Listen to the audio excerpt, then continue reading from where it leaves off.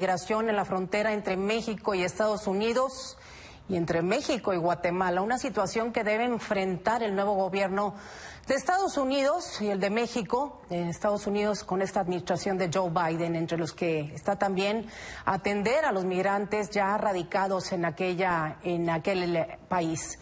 Para hablar sobre esta problemática y sobre su análisis, invité el día de hoy a conversar a José María Ramos García, profesor del Colegio de la Frontera Norte de Tijuana. Me da mucho gusto que hayas aceptado la invitación. José María, ¿cómo estás?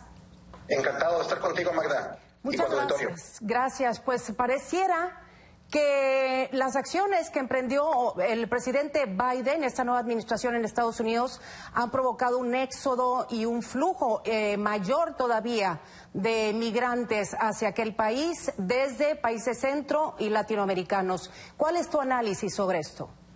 Mira, Magda, pues sí, efectivamente se ha dado un nuevo flujo migratorio, particularmente por las expectativas de una nueva administración que plantea una serie de iniciativas de cambio en las reformas migratorias y sobre todo que pretende plantear un mejor trato humanitario, en este caso, sobre todo para los menores no acompañados.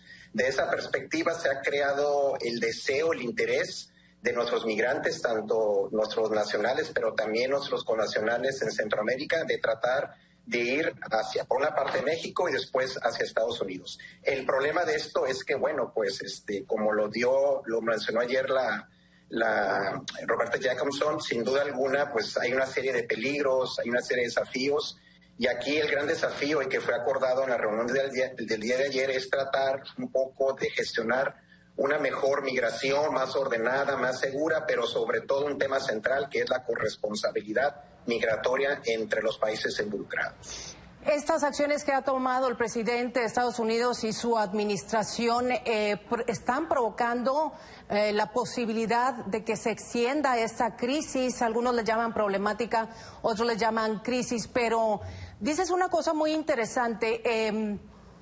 Es en realidad el fin la protección de los migrantes y digamos, poner un orden en la aceptación de los mismos en aquel país. Pero ¿qué sucede en el trayecto, en el tránsito de los migrantes y por qué estas personas están decidiendo irse de sus países y buscar otras oportunidades, incluyendo la posibilidad de morir en el intento y también de lastimar a sus propias familias?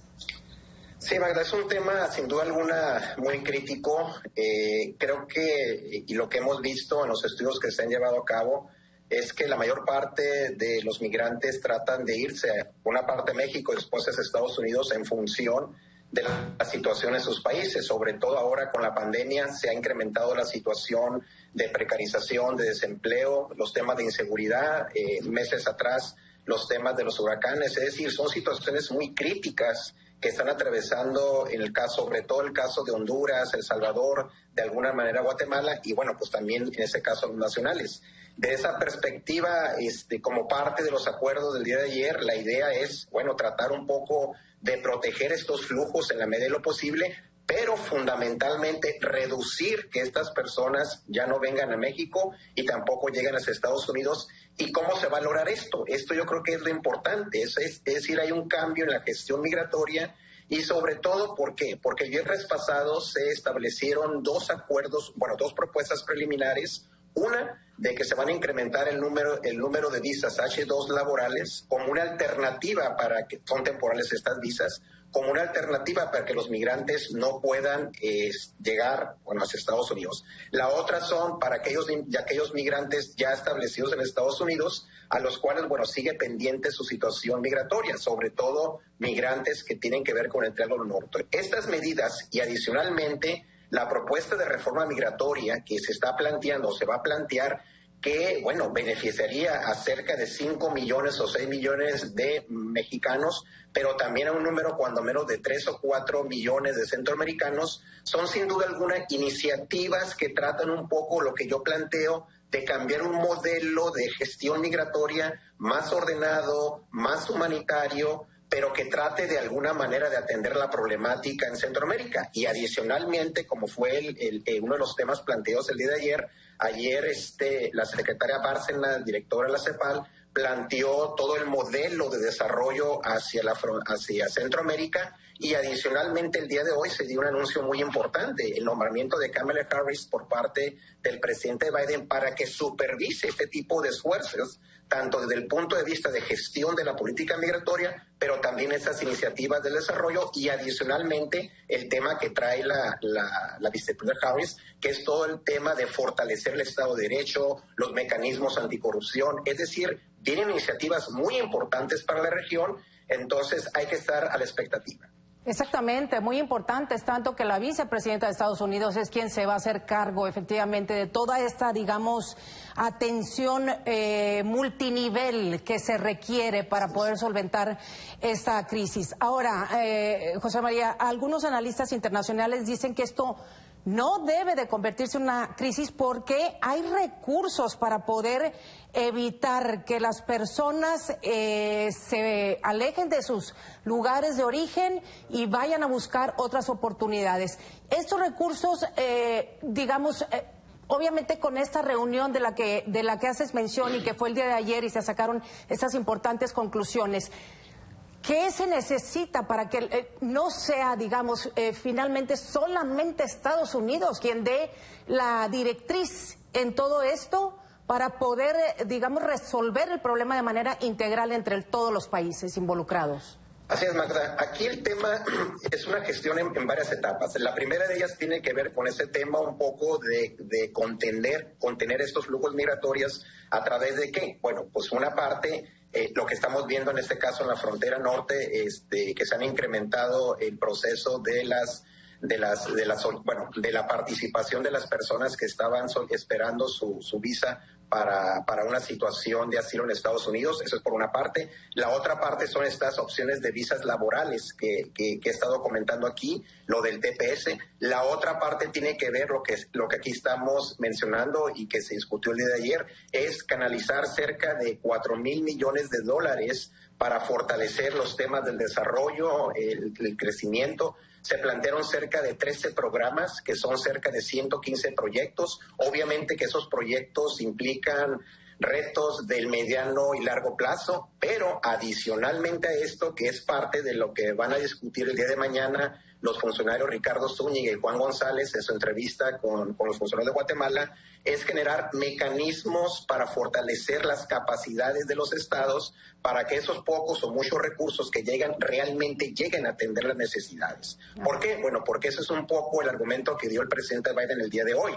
Él dijo que con la experiencia en el 2014, cuando él estuvo a cargo por mandato del presidente Obama de fortalecer la política de prosperidad para la región de 2014 al 2017, bueno, ahí los recursos fueron más amplios, fueron cerca de aproximadamente $4,000 millones, que de alguna manera disminuyeron los flujos migratorios. Ahora, con el nombramiento de Kamala Harris, la idea es que ella esté directamente supervisando esa participación y sobre todo que se logren avances en el corto, mediano y largo plazo, como parte de un tema que lamentablemente la pasada administración de Estados Unidos lo dejó crecer.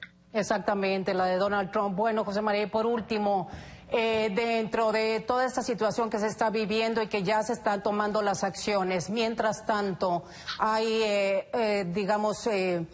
mucha oposición en la ciudadanía y esto puede provocar también, una realidad diferente allá en Estados Unidos sobre estas acciones que está tomando el presidente Biden y por otra parte la decisión de, cercar la frontera de manera con el uso de la fuerza de la policía, de las federales, de las diferentes corporaciones federales, tanto en Estados Unidos como en nuestra frontera sur acá en Guatemala. ¿Esto es válido? ¿Es una opción? ¿Es una opción, segura para los propios migrantes? Sí, mira, yo creo que hay dos temas importantes de tu pregunta que me parece muy acertada, Magda. Uno, por una parte, creo que el presidente Biden trata un poco de que con estas medidas de contención de plantear un nuevo esquema, sobre todo que no está dejando de lado la parte del control fronterizo, que ese es un tema importante, es un tema que preocupa en este caso a los senadores republicanos. El objetivo, la meta central del presidente Biden es lograr el aval de la reforma migratoria por parte del Senado, sobre todo porque requiere el aval de cerca de 10 senadores republicanos, los cuales, bueno, pues están en la expectativa, ¿no? Entonces, por eso el control fronterizo no se ha disminuido del lado de Estados Unidos. Incluso hay un tema importante, es el tema del título 42, que implica que los migrantes irregulares en Estados Unidos sean rápidamente expulsados de Estados Unidos sin ningún procedimiento y sobre todo, pues lamentablemente, ni sin ninguna supervisión sanitaria, sobre todo por el tema de la pandemia. Entonces, ese es un tema, digamos, que estaría cuestionando esta visión humanitaria por parte de Estados Unidos, pero que de alguna manera trata de atender, digamos, esta preocupación o estos intereses de los senadores republicanos, porque hay un aspecto que hay que destacar: sería la primera reforma migratoria establecida por un gobierno demócrata. ¿Por qué? Porque hay que recordar que el gobierno demócrata generalmente tratan de atender a sus comunidades, que no se vayan los empleos, etcétera, etcétera, ¿no? Entonces, yo creo que la apuesta que hace el presidente Biden y que ahora se manifiesta con el nombramiento de Kamala Harris va en ese sentido. Es decir, es un tema de prioridad nacional de Estados Unidos. En nuestro país, en las fronteras sur.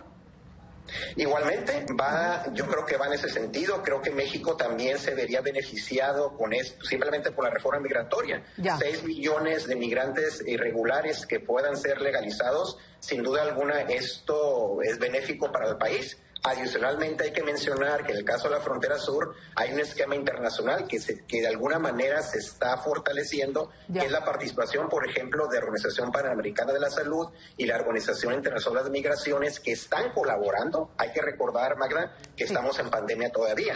Hay un elemento importante, muy rápidamente, que el día de hoy estuvo presente en la reunión con Kamala Harris, estuvo Javier Becerra, que el viernes pasado fue ratificado por el Senado. Esto es muy importante. ¿Por qué? Porque Javier Becerra es el encargado de la política de salud, entonces él es de origen mexicano, conoce bastante bien la problemática de nuestras comunidades migrantes, entonces esperan iniciativas muy importantes, ambos de California, ambos abogados y sobre todo con temas muy importantes que benefician en este caso a nuestros países desde el punto de vista de fortalecer el Estado de Derecho, las instituciones y una mejor gestión migratoria. Muy interesante, José María Ramos, presidente del COLEF allá en Tijuana. Muchísimas gracias por esta conversación. Por supuesto, hay mucho más que hablar sobre el tema y estaremos comunicándonos de nueva cuenta. Te agradezco mucho. Seguimos en comunicación, Magda. Encantado de estar contigo y con el auditorio. Un abrazo desde Tijuana. Igualmente, gracias. Buenas tardes.